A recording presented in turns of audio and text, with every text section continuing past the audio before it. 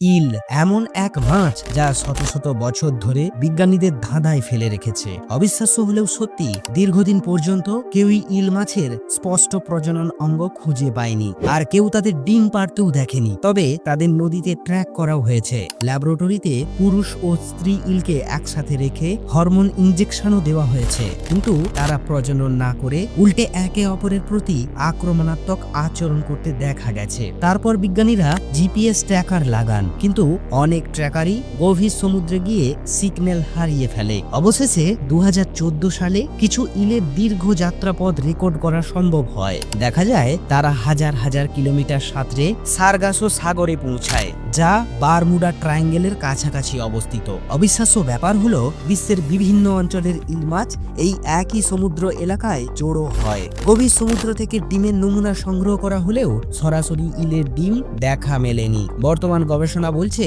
সম্ভবত ইল মাছ জীবনের শেষ যাত্রায় সমুদ্রের অতল গভীরে গিয়ে প্রজনন করে এবং তার কিছু পরেই তারা মারা যায়। প্রকৃতির এই রহস্য আজও পুরোপুরি উন্মোচিত হয়নি।